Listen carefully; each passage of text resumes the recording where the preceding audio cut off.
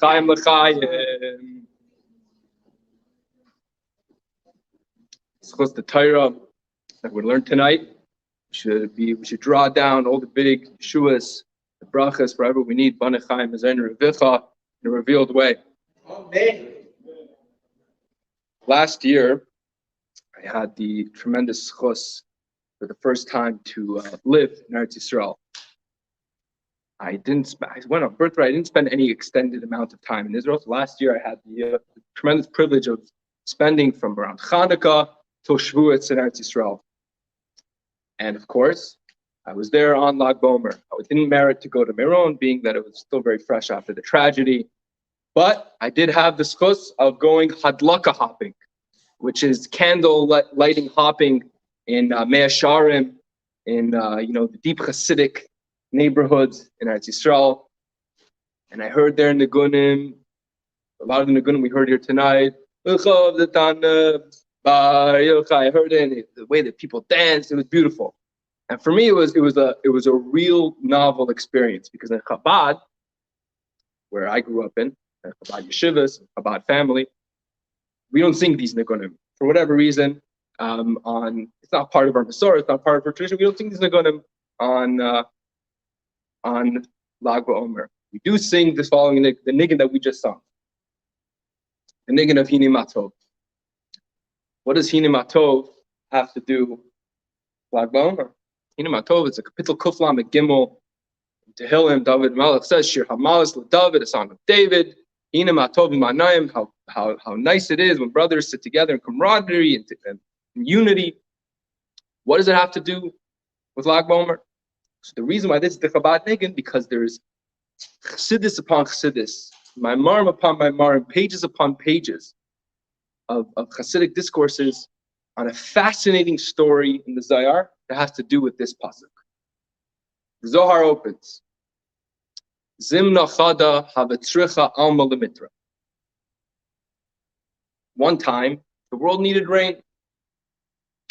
Now, rain, which we had a lot of, thank God, in LA this year. I think people now are saying we had enough rain, but back then, rain was not a joke. It was not something that, either you like it or you don't like it. You think it conveniences you, it inconveniences you. Everything's centered around rain. So, and therefore, there's in general in Judaism, we see in our davening, there's an emphasis. How much does rain make a difference in your life? But rain represents sustenance, abundance, literally people's livelihoods and health was dependent on rain exclusively. So that's a big deal. One time the world needed rain. So Rashbi students come before Rashbi. They see Rashbi, he's walking on his way to his friend. I don't remember, it's Pinchas. And he's on his way to one of his friends. The students encounter him on the road and they start flattering him. They start complimenting him. And they call him Shabbos. They say, who is the face of God on earth? That is Rashbi. And Rashbi's feeling great about himself. So he opens up and he says, hine matov v'manayim Shabbos achim gan yachad. And that propels him on this lofty mimer, explaining this kapitel in Tehillim, this verse in Tehillim, this psalm, based in the most deep mystical ways. As soon as he's done, rain starts to fall. Wow. So Chassidus, all the way from the Alter Rebbe, from the first Chabad Rebbe, to our Rebbe, basically every single Rebbe has a Lag Baomer mimer on this story. And everyone focuses on a different aspect of the story. What does that mean? They flattered him. What's this concept of flattery? What place does it have in Judaism? I want to focus on a very almost simple aspect of the story. And that is the wondrous grip and control that Rabbi Shimon Bar Yochai had over his reality. The world needed rain. Rain fell.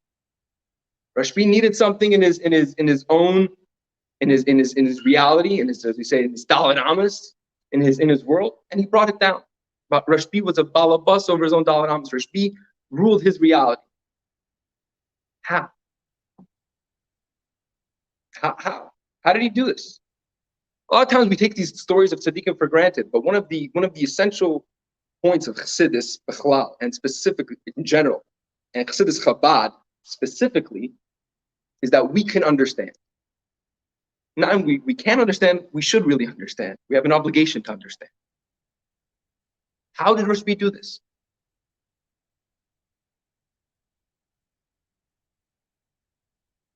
And if we can understand the method behind this madness, so to speak, the method to this magic, maybe then we could also apply this methodology to our own life.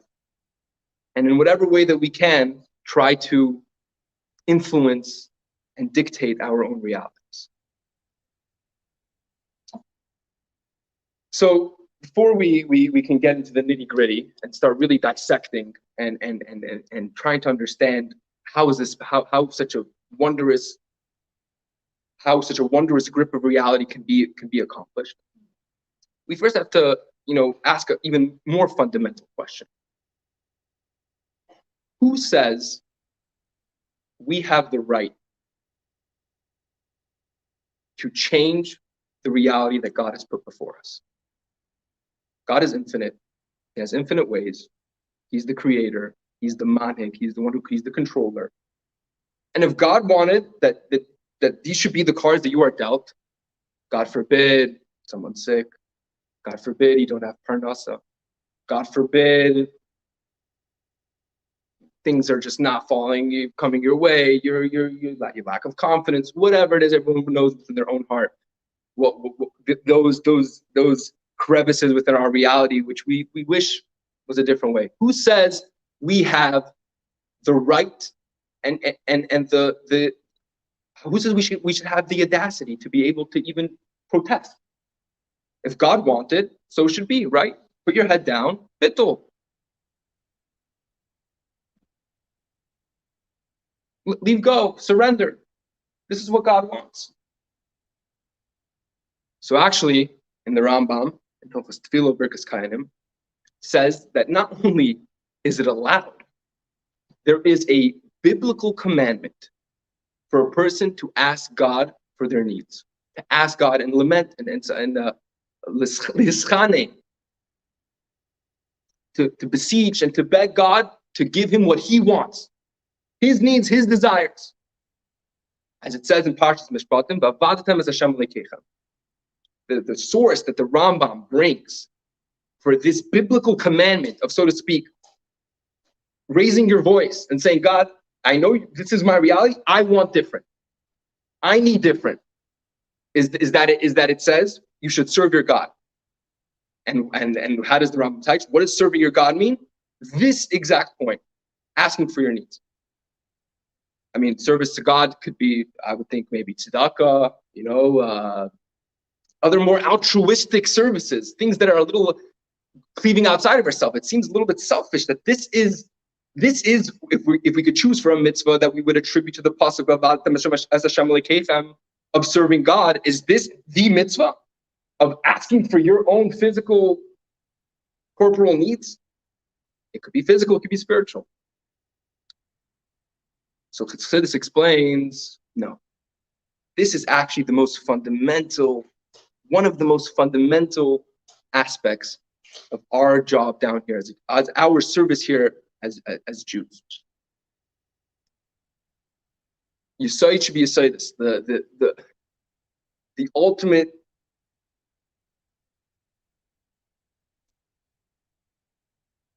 understanding and belief in Judaism is that God is real and exists in a real way. And therefore, our relationship has to be a very real relationship with God.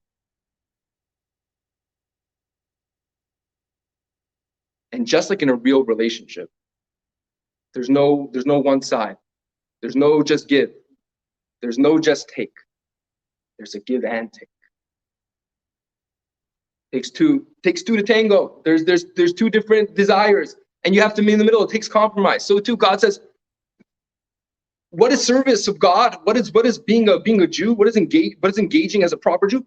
There's a relationship here, and therefore You don't just stand if something's not going the way that you want it to be. You don't just take it in, and you don't just leave go. Okay, that's it. Okay, surrender. I'm done. No, you say, God, no, I don't like this. I'm not into this. Reshuffle the decks. This is I don't appreciate this. And that itself, you're not being chutzpahdik to God. You're not, contradicting God. God himself wants to be engaged in a real relationship. It is his own desire himself. Let's speak. Let's talk. Where do you stand? You want more? Okay. You want this? Okay. Let's see if we could do it. So therefore, it is not only do we have the right, but we are obligated to ask for our needs, to protest, so to speak, to try to grab our own reality, to take our reality into our own hands. How? Okay, fine. I'm ready. I don't like this. I don't like that. I don't like the fact that I'm not making 500K every single year. And I don't like the fact that, my children are not married. And I don't like the fact that, someone in my family has an ailment. Okay. And I'm not just going to take it in because that's not my job as a Jew. I want to take reality into my own hands. What can I do? So God gifted us with tools for us to try to capture our own reality.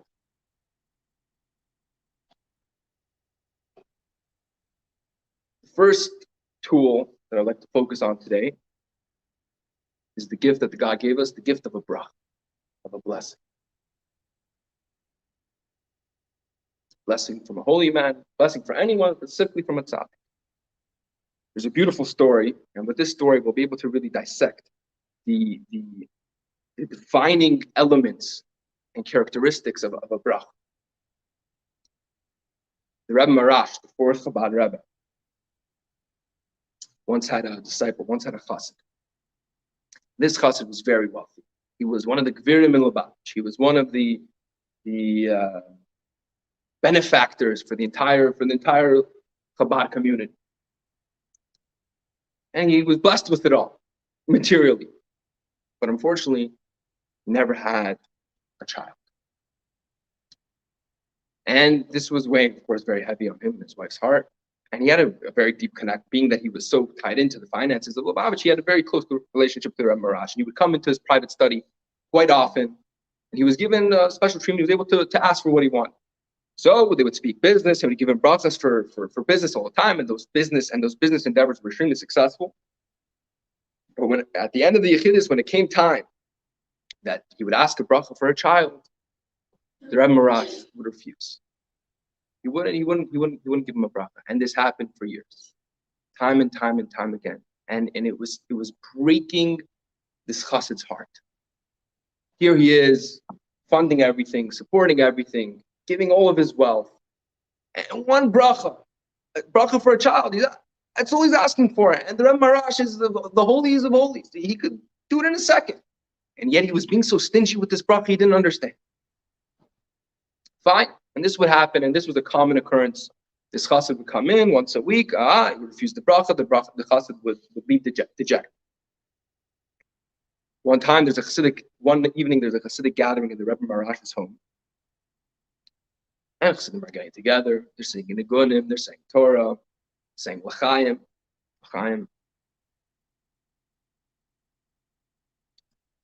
And suddenly, all the alcohol at the Farbrengen is done. It's finished.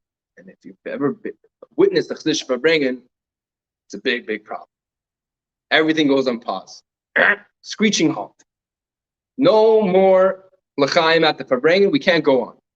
So the Rebbitzin, the Rebbe Marash's Rebbitzin, she sees what's going on. She has an idea. So she procures a bottle. She goes to her husband. She says, I have a bottle of mashka. I have a bottle of l'chaim here. But I'm only going to give you this bottle of l'chaim if you're going to give this chassid a bracha for having a child. put in a rock, between a rock and a hard place. He says, all right, fine. And he says, okay.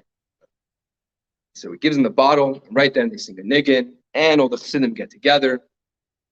They give the blessing to this chassid. Lo and behold, his wife becomes pregnant, has a child. This chassid was now even more hurt. Millions upon millions of rubles, and the investment that he gave couldn't get him a child. But a bottle of l'chaim could do it suddenly. That's all it takes. He felt so unappreciated, so undervalued. So he comes back into the Rebbe Marash's yichidus and he says, Rebbe, I don't understand. I'm asking you, begging you for years and years, nothing. Bottle of mashka, suddenly you give it all away. He says, listen, let me tell you what's going on. I saw by you up in heaven that you were only allotted one of the three categories of well-being. There's banai chayim v'zayin. There is children, health, and wealth. And I saw that you were only allotted one of these, one within this category. And you already came to me as a businessman. And that was the channel that was flowing. And that's what Lubavitch also needed. That's what we needed. And that's what the greater was needed for the greater good. I couldn't stop the faucet. And that's all that was coming down. And there was nothing, it was out of my control. But when it was then presented at a chassid for bringing, it was a very famous story we're not going to get into now, that from the Alter Rebbe, from the Chassidim Alter Rebbe, there's a Kabbalah Chassidim that Farbrengen, a Chassidic gathering, has such a deep power. It's deeper than has more power than that of the angel Michael. Said so that we reached a higher place. I was finally able to give you that blessing. Conventionally, when you came into my office, I was trying to chop something. There was nothing there. There was nothing. There was no way to draw it down. By the Chassidic Farbrengen, by this Chassidic gathering, we went to such deep, lofty places. We found a place to bring you down a kid. We found up there was a precedent. There was an opening, and we were able to draw you down a kid. Beautiful story. This story beautifully demonstrates the how a bracha works. It's brought in Chassidus that a bracha, when a tzaddik gives a bracha, what's happening? As we've seen in this story with the Rebbe Marash, a tzaddik looks at you, and a tzaddik doesn't see what we see. He sees what's in what's been allotted to you, what has been predestined for you. And he sees it sitting there waiting in your storage house. What a tzaddik could do is bring it from the warehouse to your doorstep. A tzaddik could take what has been already allotted for you, and for whatever reason, there could be many reasons why there's some sort of blockage in it. Expedite that process. You could say, you're destined anyways for wealth. Okay, let's make it happen. A tzaddik stands above, in the lashon of Chassidus, it's momaylo lamata. It's from above. The perspective is from above to below. A tzaddik stands above the source above your, so to speak, supernal warehouse, and he sees what's been allotted to you, and he's able to bring it down. But if it doesn't exist, chas v'shalom, within your spiritual storage house, in your potential storage house, he can't actualize it. He can't make it happen. But yet, being that we are dealing with certain variables, if a tzaddik is giving you a bracha, that means he sees it, it's guaranteed to happen.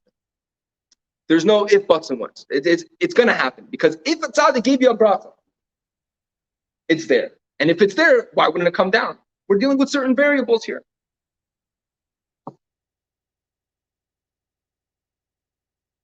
Again, so bracha, the tool of a bracha is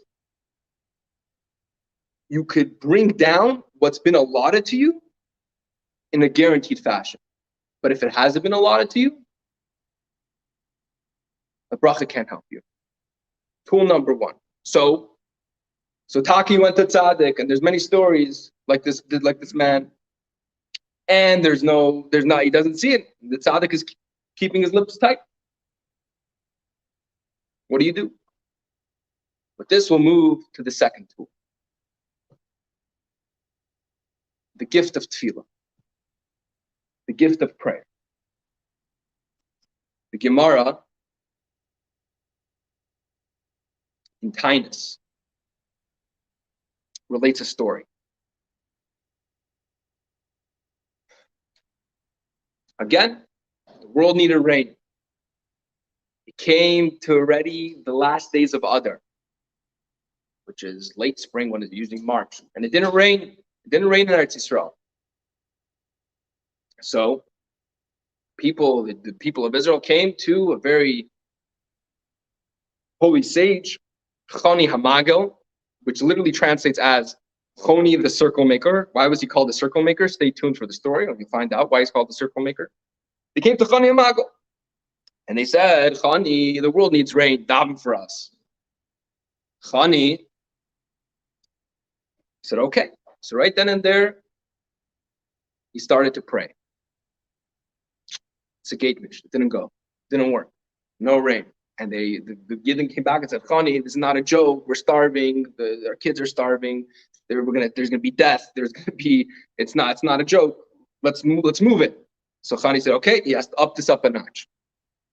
So he drew a circle.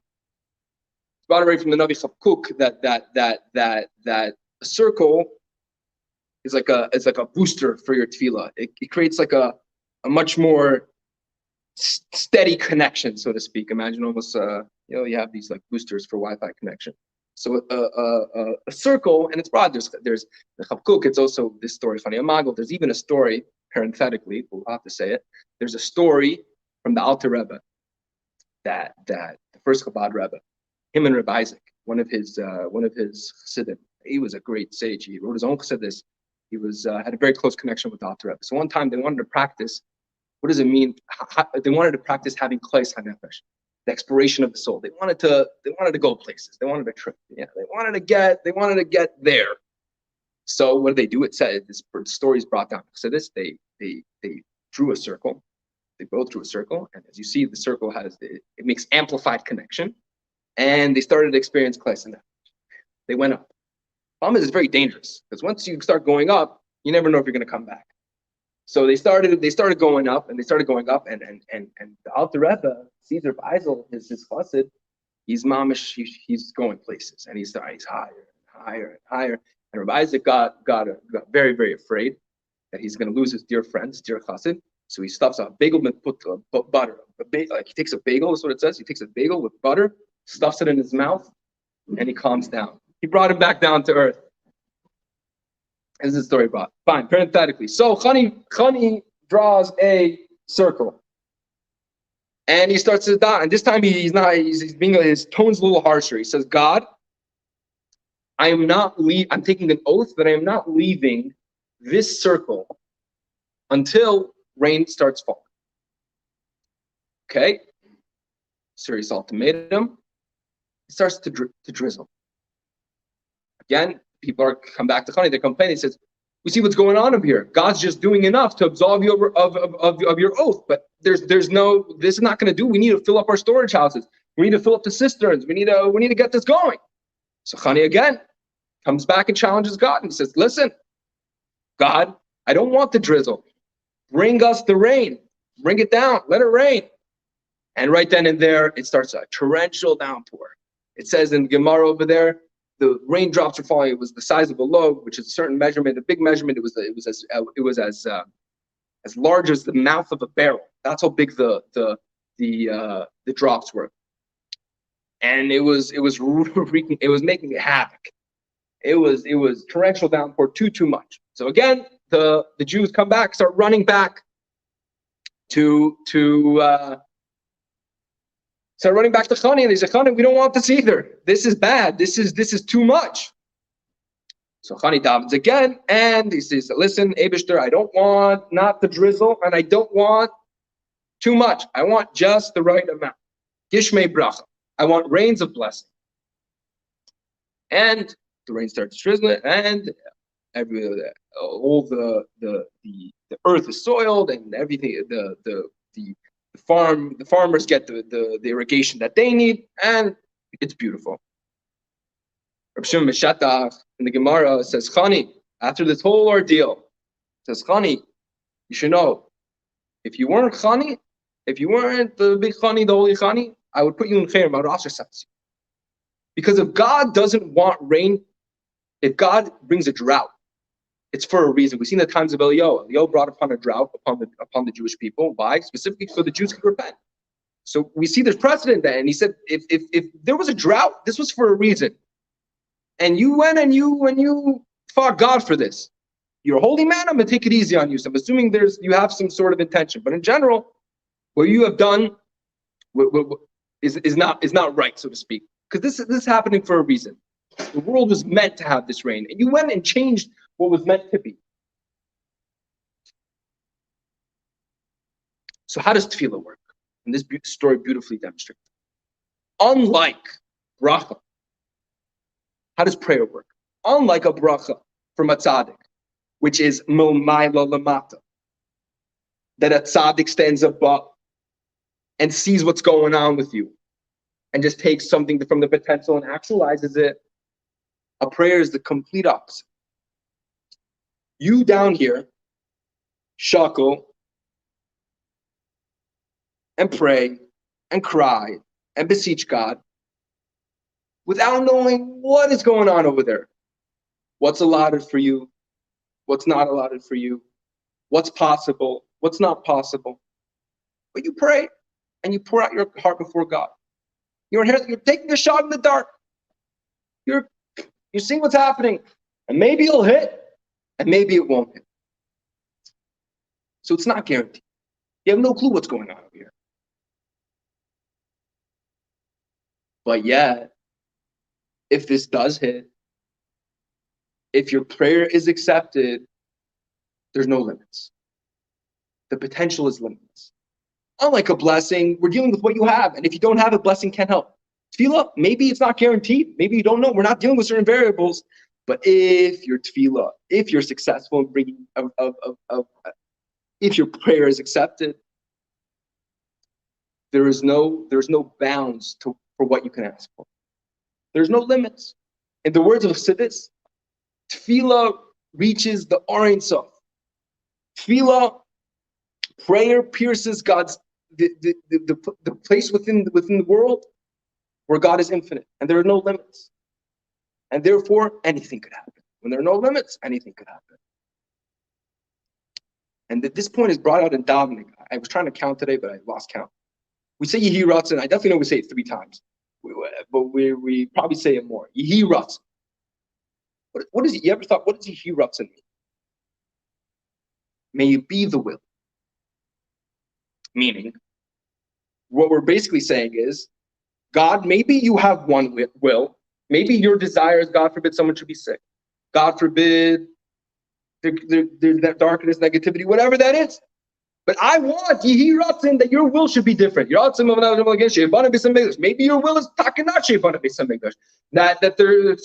right now there should not be a Beis HaMikdash. But I want that your will should be that. And that is the power of tefillah. We can remake God's will. We could reshape our whole reality, regardless if it was predestined for us or not. Anything's a possibility. But yet, it's not guaranteed. No one's guaranteeing you anything. You're taking a shot in the dark. So why? Okay, this is how tefillah is, but why? So it's brought down as it says in Eov, God desires our hard work. Specifically because tefillah is, so to speak, the shot in the dark. Us down here, throwing our talis or opening up our siddur and just pouring our heart out. It's backbreaking labor. It's not only it's heart-wrenching. You don't even know if you're talking to someone. You don't even know if you're getting anywhere. And you sit here and we us Jews, we pray a lot. You guys do Rosh Hashanah Yom Kippur. It's a marathon. And we sit there and we shuckle and we daven and we, specifically because of that hard work, One, God rewards us. God desires our hard work, and He rewards us for that hard work. And therefore it says, you're working hard, I'm going to open up the treasure chest for you. I'll give you the arts. And number two, through our hard work, we now we now make ourselves more more open and more ready for this deep infusion. Because getting from a place of God's infinite, from such a deep place, is not a joke. It could overwhelm us. How could we sustain that revelation? Because we're working hard. We're putting ourselves on the side, and we're working on ourselves. And we're creating space, and we're saying, maybe right now I do not want to be in shul davening right now. I do not, or we're davening at home, wherever it is. I want to be on my phone scrolling Instagram. This is not what I want to be doing. But because you're putting yourself aside, and by pushing your interests aside, you are now creating a space for this revelation to come in and to be sustained. So tefillah is anything is possible, but yet it's not guaranteed. What happens if you're not a risk taker? You don't like this stuff, this not guaranteed business. You want to know, it's too much anxiety. You want to know, I want to change what's going on. My child needs a should have done. I'm not davening for 10 years, seeing what's going on. I need it to happen. Yes, maybe I could get there, but guaranteed. For that, God gave us another tool, gifted us another tool. That is the gift of Torah.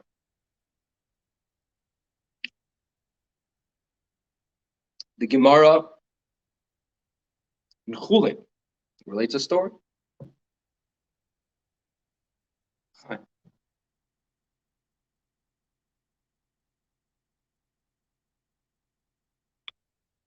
Pinchas ben Yair was once on a mission to redeem captives, Pidyon Shvuim.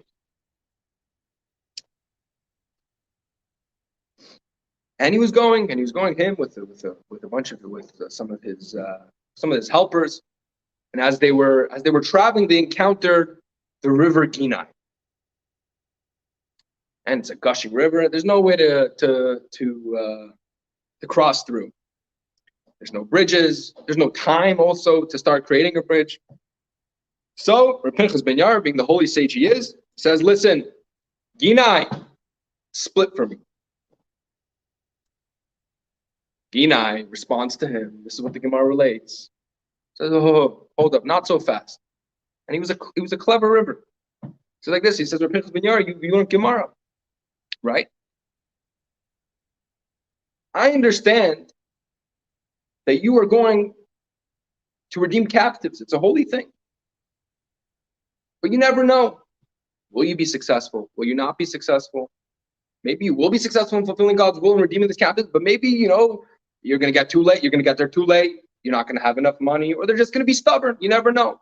But I know for sure, by me flowing, rivers are supposed to flow. By me flowing, I'm doing God's will. I'm doing what's right. Will you do what's right? Will you not do what's right? We never know.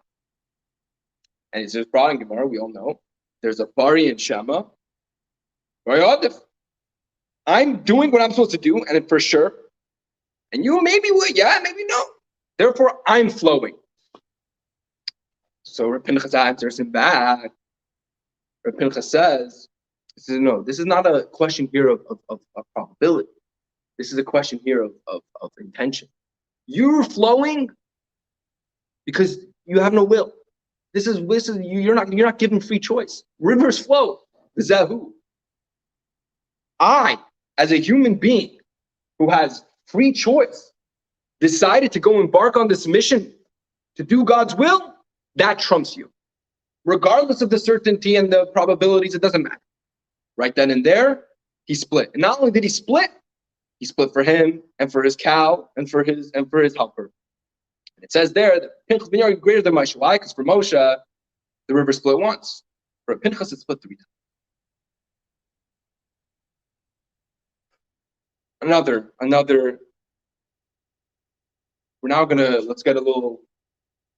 We're gonna go into a little halach. There's two din. Din number one. A girl who after the age of 3, for whatever reason, obstructs her besulin will not come back. What's besulin? The signs of her virginity. I think it's biologically called hymen. If for whatever reason, right? There's many scenarios brought in the Gemara for why this would happen. If for whatever reason, a girl loses the signs of her virginity after the ages of 3, it will not come back. This is what it discusses in Allah. However, if it happens before the age of 3, her besulin will come back. Almost seems like a biological facts that the Torah states. It has nafkaminas. It has practical implications further in Allah. We're not going to get into that. Another din. Beis Din has the right and the ability to be able to make 2 months of Adar, to make two others, to make a leap year. Until the day before Rosh Chodesh, they have the ability to be able to make an Adar. And it's brought in Jewish law that if a person's birthday is an Adar, usually if there's a leap year, their birthday will be in the second Adar, not the first Adar. So the Gemara brings in such a situation like this. What happens as follows? There was a girl. She turned 3 on Dalet Adar. She then lost her besulin for whatever reason on Yud Adar. We're holding. Then on Chaf Adar, the Beis Din made a leap year. So when she lost her besulin, what do we say? She's 3, done. It's not coming back. Her besulin are not coming back. But then on Chaf, the Beis Din made a leap year. Suddenly, she was not 3. She was not 3 when this happened. She was 3. No, she's not 3. What's the din? They say besuleh chayzrin. Even though she had 10 days of being 3, where we said that biologically her besulin would not come back, being that the Beis Din made a psak din, being that the Beis Din made a ruling, is as if she was never 3, and biologically. We're confident that her besulin will come back. What do we see from these two stories? One story from this din, that Torah has the ability to change the world. Rabbi Pinchas ben Yair engaged in a Talmudic debate with this river, and through him proving that al pi Torah, that based on Torah, it is only right for him to split. River split. Beis Din comes along and says it's a leap year. The biological composition of this girl changes. Through a psak din of a Talmud Chacham, we have the ability to change the world. This is what we see. Something that my father-in-law is very involved with, and something that the Rebbe really encouraged also, was that Rabbanim give a psak din that Mashiach should come. Why? For this exact reason, because we believe as Jews, and we know and not believe that Torah, when Torah scholars come together and prove and bring out from within Torah that a reality should happen, it happens. And how does it happen? It's not a shot in the dark. It's guaranteed like bro. Why? Because a Talmud Chacham brings out from within Torah that this should be the reality, and if it's brought out from within Torah, this should be the reality. Okay. If this is right, it's going to happen. If this is what Torah says, it's going to happen. Similar, related is the same concept of brought in brachas. It says man malkei rabban. Who are the kings that are rabbanan? So a lot of times this is brought as a way to honoring the rabbis and saying man malo, they call them kings and give them great honor. So yes, we mean that also, but Chassidus comes to the reason. No, literally, why do we call the rabbanim, our Torah sages, kings? Because the a true Torah sage is so plugged in, is so in line with God's will and God's intention within his Torah that is as if he is the King of Kings, so to speak. When he comes to a conclusion within Torah, it's as if God himself came to that conclusion. Not because we're saying a rabbi is God. No, it's not because a rabbi is God. A rabbi is so tuned into God that this is the conclusion that he came to. Obviously, this is God's conclusion. So we see that Torah has, so to speak, both of the minds. It has both of the advantages of the two methods that we spoke before. The method of bracha, that it's guaranteed. If a tzaddik finds out this is al pi chachmas b'zeiras Torah, this makes sense in Torah, it's going to happen. And the second, that it could change the world. It doesn't have to abide to the rules of the world. Rivers flow, it will split. We said our basulim wouldn't come, or we're not going to come back, it will come back. It doesn't need to worry about what the world says. Again, let's ask the question, why? Why? So without going into this too deeply,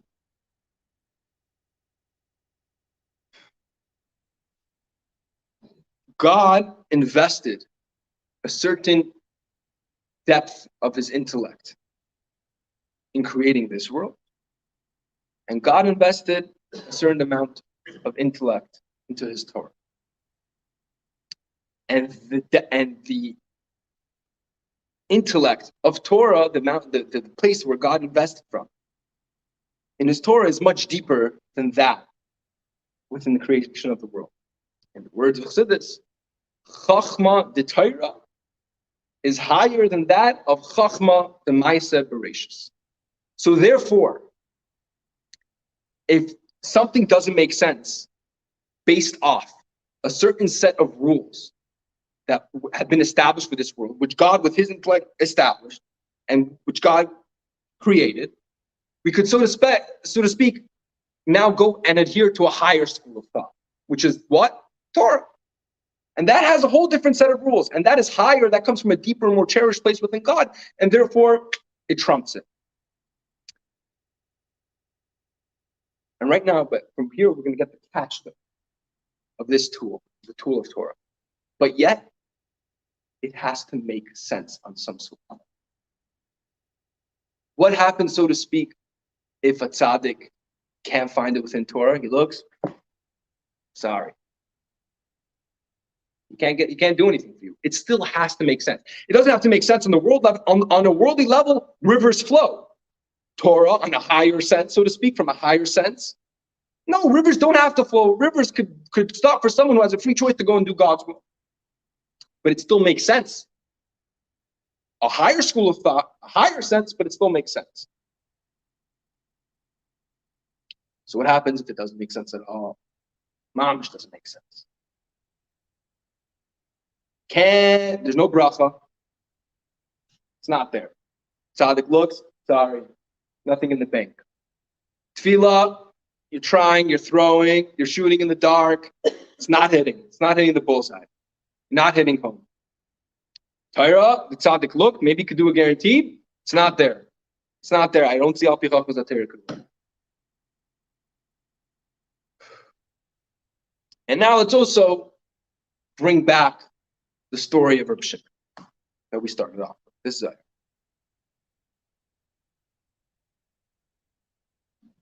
What method did Reb Shimon use?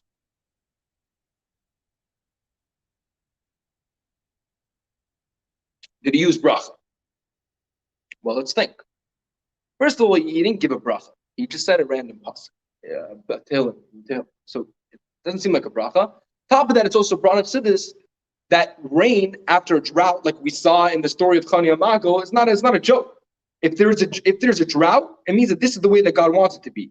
And if you are changing the state of the world from a drought to a world with rain, it's above the world. It's changing the world, and therefore bracha wouldn't work at all to begin with. So Rabbi Shimon Bar Yochai did not use bracha. That was not his method. Okay, maybe Rabbi Shimon David. Well, No, Rabbi Shimon didn't daven because it was so easy. If you remember the story with Chani Amago, with Chani, davening is hard work, and that's specifically how we attain such a deep place, because God rewards us for our hard work. Rabbi Shimon didn't work hard at all. He just said this pasuk. It came. It was effortless. It was without breaking a sweat. He did it. Can't be tefillah. Okay, so maybe it was Torah. He did say Torah. No, we can't say it's Torah. Why? Because Rabbi Shimon didn't say any Torah relating to Re'eh. He didn't say anything like that. He didn't prove. He didn't like Rav Pinchas ben Yair. He didn't bring out within the world that how it makes sense al pi Torah for the rain to fall. He said a completely unrelated drush, a completely unrelated kapitel until him with basically no connection to the concept of rain. So how did Rabbi Shimon do it? And with this, we'll introduce the final tool that we'll speak about tonight. Rabbi Shimon was able to do what he did because Rabbi Shimon gifted us with a brand new tool that didn't exist until the times of Rabbi Shimon. He was, so to speak, the founder of the tool that he himself practiced, which is what? The tool of Pnimius.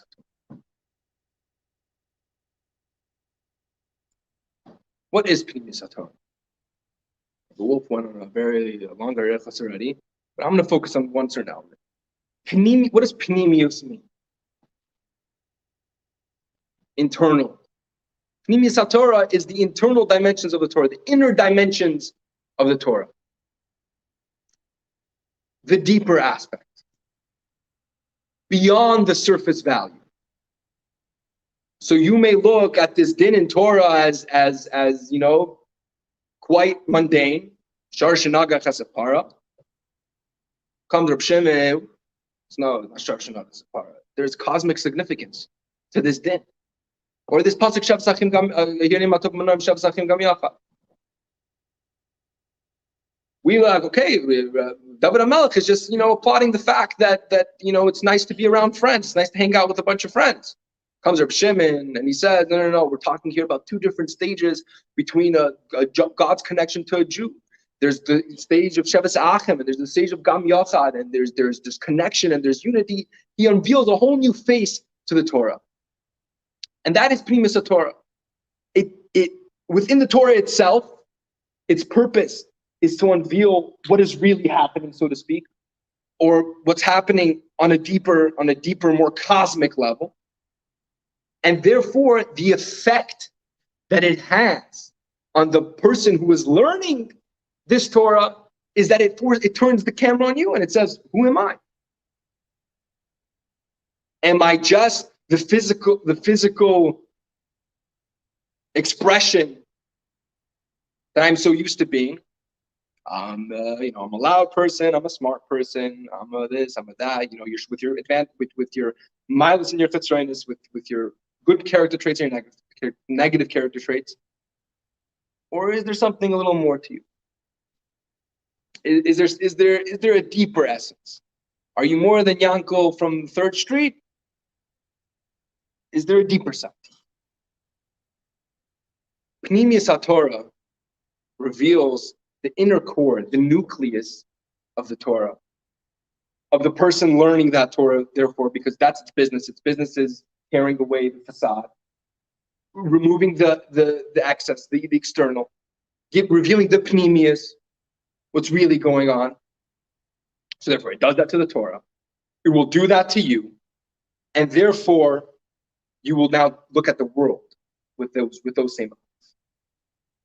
You will start you will stop looking at what you see. Rebbe used to say you'll have different glasses, different brill, different glass. You start seeing table's not a table. Really, there's a lot more going on. And my friend's not my friend. There's really a lot more going on. Okay, so what is it? What is the Pnimius? And on one foot, in one sentence, the inner nucleus of everything, the Torah, you, and the world, is God. Is the infinite. That's it. It's all one. This is why. Therefore, Rabbi Shimon introduces his new tool, and he says, Chavra, you don't have to look outside of yourself anymore. You don't need to sit and kvetch. Don't, maybe not even going to talk for bracha is a good thing. You can look within yourself.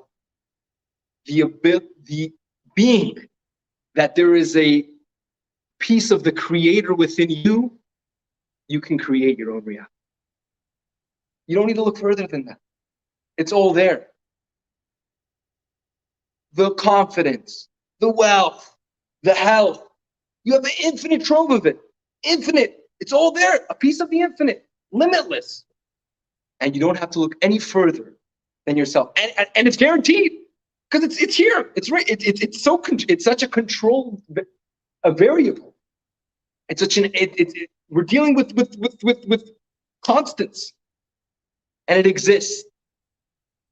Therefore, Rabbi Shimon Bar Yochai reinvented the game. There are all these tools, and they have their advantages and their disadvantages. Rabbi Shimon took it to a whole new level. Look no further.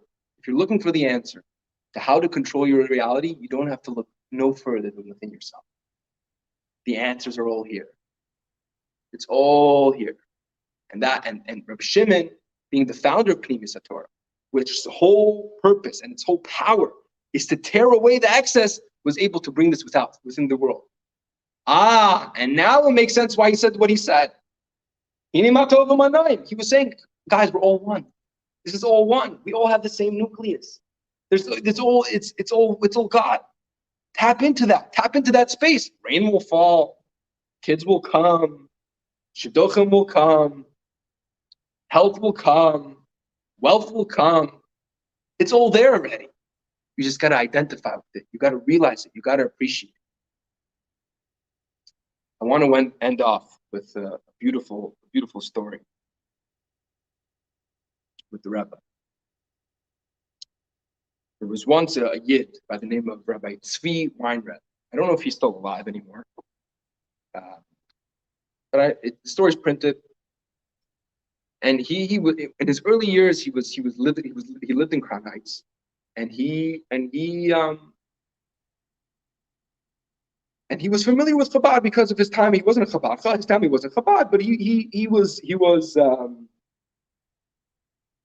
he understood there's a Rebbe, and he had friends around. Fine. Fast forward, Tzvi is 30 years old. He's living in Silver Springs, Maryland. He's in school for psychology. And he's experiencing a midlife crisis. Mamish, it's horrible. Family life is horrible, and he's conflicted with all these doubts. He doesn't know, should he be a psychologist? Another side of him, he wants to be a rabbi, and that on very basic level, he had directional issues. He also had philosophical questions. He was doubting the existence of God, and it was bearing heavy on his heart. He didn't know what to do, so he consulted with one of his friends, who happened to be a Lubavitcher. And he told him, he said, listen, you're in a bad state. It doesn't hurt. Call the Rebbe. And he was already familiar from his time in Crown Heights that the Rebbe was holy. It's okay. What do I have to lose? So that night, he rings up the phone. He picks up the phone. He rings and he calls the secretariat, Rabbi Isaac Padika, who's the Rebbe's personal secretary, answers the phone. And he says, "How can I help you? Who is this?" And when he picks up the phone, he hears someone asking Yiddish, "Who is this?" And this is a common occurrence. When someone would ring the phone in 770, especially in the earlier years, the Rebbe, people would ask the questions through Rabbi Chadika, but the Rebbe would also be on the line. And when the Rebbe wanted to ask a clarification question, when he wanted to double down or relate something, he would speak to Rabbi Chadika as the intermediary, and the Rabbi Chadika in Yiddish, Rabbi Chadika would answer the person called. Said, "Who is this?" And he also hears in Yiddish, "Who is this?" And he says, "A Yid from Maryland." A Yid from Maryland. And he starts laying it down. Starts saying, "Yo, listen, I'm going through a lot of sfeikus. I'm going through a lot of troubles, and I'm broken. I'm a broken man." The Rebbe says, and he hears the Rebbe through the phone speaking Yiddish to Chalika, tell him there's a Yid wine Rebbe in Maryland, and he should go consult with him. He's a Yid. Man is baffled. He didn't say his name. He did not say his name. And the Rebbe, so to speak, referring him, he doesn't understand what's going on. He says, "I'm wine Rebbe. I'm wine Rebbe. What are you saying?" So Rebbe Chalika tells the Rebbe in Yiddish, he's saying he's wine Rebbe. So the Rebbe says, if so, Amal, Dr. Redden says it. Sometimes a person has to speak to himself. Tzvi Weinreb speaks about the story. He said it changed his life forever. The Rebbe was saying, we have it all here. It's all there. All of the answers. Sometimes you got to go there. It's so easy for us to try to seek and go and try to find that thing that's going to help us. It's all here. It's all here. So l'chaim, we should tap in to our nucleus, and we should realize that we have it all, and it should come down to pile. It should come down in actuality. Bana, chaim, zayna devicha, health, wealth, happiness, whatever we need. Because not only do we deserve it, we already have it. L'chaim.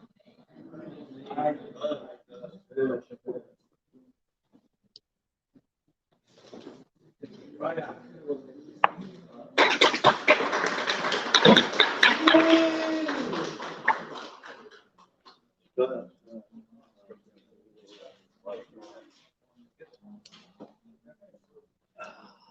What is this circle drawing? Go downstairs, lock the doors, lock the doors. No one to go.